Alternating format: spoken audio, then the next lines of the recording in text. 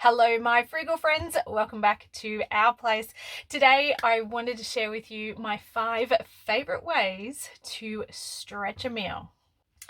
In today's video, I'm going to share with you my 5 favorite ways to stretch a meal. These are simple ingredients that I pretty much always have on hand, and I know that I can throw into a recipe and make it go just a little bit further. My theory is pretty simple. It goes back to, do you guys remember the old debacle with, I think it was Subway, and their foot-long subs weren't actually a foot long, they were 11 inches, and they were basically getting a free sub on every dozen. You know the deal. A little bit extra over the long haul puts a little bit more back into our budget. That is my theory. If I can get an extra serve out of each meal that I can create, I can put that in the fridge or the freezer, and then that is a meal that later on I don't have to come up with. You get my thinking? Particularly in this day and age where the price of food seems to be going through the roof astronomically at the moment. If we can stretch our meals and make them go a little bit further, it's a little bit more bang in the bank, bang for your buck. I don't know what I'm trying to say there, but anyways, you know what I'm trying to get to. The further that we can stretch a meal by using ingredients that don't really cost a lot and things that we probably already have on hand already is going to make our grocery dollars go a lot further. So today I'm going to share with you my 5 favorite ways to do that, but I would really love to hear from you guys. So before I even share my tips with you, I just want to say I want to hear from you guys in the comments. Let me know what are the favorite ways you have to stretch your meals. What are those tips and tricks that you guys are using to make your meals just go that little bit extra further? Maybe you're, making some of those more expensive items like meat, dairy. Maybe you're stretching those items so they go a little bit further within your weekly grocery allocation. Let's make this into a great resource where we can all come and learn from each other, sharing the tips and tricks that we're using at the moment that's working really well. Okay, well, that's enough of that. Let me show you what 5 ingredients I'm loving to use at the moment to stretch my meals, to make everything go just that little bit further and get a little bit more bang for our buck so we can keep eating lots of nice yummy food. My number 1 is probably red lentils. I actually really like red lentils. They go really well with particularly meaty and hearty dishes, but they also pair really nicely with vegetable dishes. They're a great source of protein, and you don't have to be vegan or vegetarian to enjoy some of these things. So I have used red lentils for a really long time in dishes like spaghetti bolognese, in soups, minestrones, all of those sorts of things. They are really cheap and they are still really affordable. They really haven't gone up in price too much over the last little bit, but they cook down really well. They're almost invisible in there, and particularly if you're still using things like strong flavored ingredients like, say, mince beef, it will definitely disguise these sneaky little red guys in there. It is a great way to use, say, half of the mince meat that you would normally put in a spaghetti bolognese. You can bulk out the other half with something like red lentils, and you're going to stretch those more expensive items like meat over more dishes. You're going to get more meals out of them, and this guy is going to fill in the gaps. Along the same lines is oats. I really like oats, and my aunt actually put me onto this little trick quite a long time ago. She uses oats in a bunch of different recipes, not just baking. It's not just for porridge. She will actually use it in meat-based or mince-based dishes. She will use it to make mince go a bit further in things like hamburgers, rissoles, meatballs, all of those sorts of things.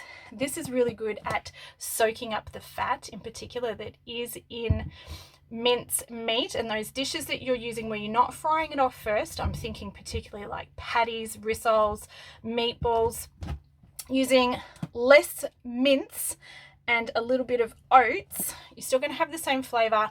This is going to bulk it out and be part of your roughage. It's also really full of great things like fiber, so you know you're getting some good stuff in there as well, and you're bulking out your meat. She will also use it as a thickening agent, so chuck it in some soups. You can take something from a runny liquid soup into a stew by using something like oats, which is going to soak up the liquid but also emulsify as well. So there you go, oats, not just for porridge. Along the same lines is white rice. White rice, more so than brown rice. White rice is again really good at bulking things out. So I would chuck a cup of white rice through something like spaghetti bolognese, anything that you want to bulk that sauce out and make it go further. White rice is your friend. It doesn't just have to go in sort of Asian inspired dishes and things like that. You can really think outside the box with rice and use it not only to thicken things, because again this will soak up all of that extra liquid, it'll break down. You can chuck it in things like soup, and if you cook it for long enough it'll basically disintegrate and won't look like strands of rice, but it will turn quite gelatinous and thicken up whatever it is that you're cooking. Soups, stews, all that sort of stuff is really great, but you can also use it in things like I said, spaghetti bolognese.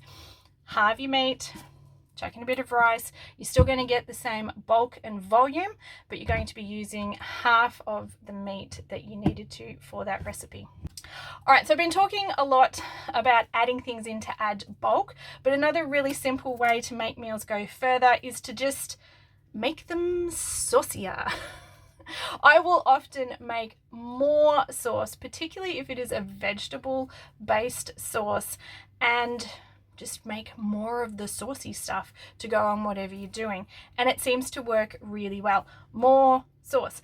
So one of the easiest ways if you're doing a tomato based sauce is just to chuck some more tomato in there. So even if you're using something like a jar bought tomato sauce and you want to do a big batch, don't do 2 jars of tomato sauce, do 1 tin of just plain old diced tomatoes. It's going to be half the price and it's going to give you the same volume. Another great way to thicken and extend your sauces is creamed corn. Now, my understanding is that perhaps this isn't quite as available in other countries as what it is in Australia, but this little gem here is great, and I'll often chuck creamed corn through all sorts of different things, including soups.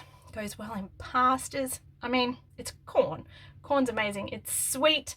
And you can actually use this as an egg replacer if you want to do like a really basic corn muffin or a polenta muffin. This is going to work as liquid and as a bit of bulk as well. And like I said, you can even throw it through some muffins and get some sneaky veg in there as well. All right, last but not least, this one's probably my personal favorite of all, is of course veggies. Whatever you've got. I love, love, love throwing in heaps and heaps of veggies into our meals just to make them go a little bit further. It is amazing what you can do with some veggies, and it is amazing what veggies go in dishes that you possibly would not have thought to do. Sometimes it's a little bit of experimentation. Sometimes it's a little bit of desperation just to see what's going to work. But we are notorious for throwing in vegetables into all sorts of things. You can grate them, dice them, mash them, whatever.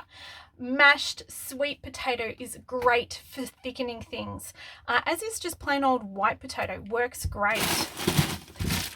Carrots, always seem to have them on hand, and if you've got some zucchini as well, grating them up is a great bulking agent and will make those dishes go a lot further. And of course, bags of good old-fashioned frozen veggies. Always have them in the freezer so I can just chuck them through whatever dish I am cooking up, and you'll be amazed at what will work. I think sometimes we just need to think outside the box a little bit and have a go. Now, speaking of veggies and making things go a little bit further, I know I said 5 and I've done 5, but I just wanted to throw in one extra as well, because if you guys aren't doing this yet, it is going to save you a bunch. And I just want to point out, we are living in a caravan and I'm still managing to do this. This one is making your own stock. So this is a bag of tops and tails. It is vegetable scraps that I've collected as I've been cooking. So these are things like onion peels, carrot tops, I've got kale stalks in here. I mean, who knows what else. But basically, instead of putting it in the bin, I'm putting it in a freezer bag. And when this is full, which it almost is, I'm going to stick it in my big pot, boil it down, and I'm going to make my very own absolutely free vegetable stock. It does take a little bit of patience. It does take a while to simmer. I'm actually going to do this in my thermal cooker, because then I'm not using gas or electric, and I can do it while we are out and about, and it's just going to sit there, simmer. If you've got a slow cooker at home, works perfectly. Pressure cooker works equally as well. But basically, I am making something from things that were going to end up in the bin. So, free homemade vegetable stock. If you're not doing that, get on it. It is a game changer. Once this is all cooked up, you can pop it in the fridge. It'll last for a couple of days. Or if you want to store it for longer, Tupperware container, plastic, Chinese takeaway container, pop it into your freezer, and you just defrost it anytime you happen to need stock for cooking. All right, well, that's my 5. Now it's your turn. Like I said in the beginning, I really want to hear from you guys. Let's make this a resource so other people can come, go to the comments. I mean, you've heard me blabber on for the last little bit, but I want to hear from you guys. Share your best tips for making things go a little bit further, stretching those meals, getting an extra serve or 2 out, popping in some sneaky veggies, whatever it is that helps you guys get more bang for your buck and make those family favorite meals that you enjoy cooking just a little bit cheaper, go a little bit further, so that we can all enjoy a couple of savings in these pretty crazy times where it feels like every time we go to the supermarket, the price of something has jumped up. Looking forward to hearing from you guys and reading all of the tips and tricks that you guys have got to share. I do love hearing from you guys in the comments. It absolutely makes my day when I get to hear from you guys, and I will do my best to respond to everybody. And thank you to everybody who's being a little bit patient at the moment and understanding that we are traveling around in Australia and we don't always have reception, so I can't always get back to everybody immediately, but I do really enjoy reading your comments, and I love the way you guys are helping each other out as well, which at the end of the day, this is pretty much what it's all about. Well, thanks so much for spending a little bit of time here with me today. I hope you enjoyed today's video and maybe got a few new ideas out of it. If you did enjoy today's video, if you could please give it a thumbs up. I really do appreciate that. It lets me know the kind of content you guys are enjoying and what you would like to see more of. And if you would like to see more stuff like this and you haven't already, if you would just consider hitting that little subscribe button down below. It is the best way to stay up to date with everything that's happening at our place, and it is a really easy way for you guys to help support my channel, and I do really appreciate it a lot. Well, I hope you are having a fantastic week, and I do hope to catch up with you in my next video. Until then, take care, my friends. Bye.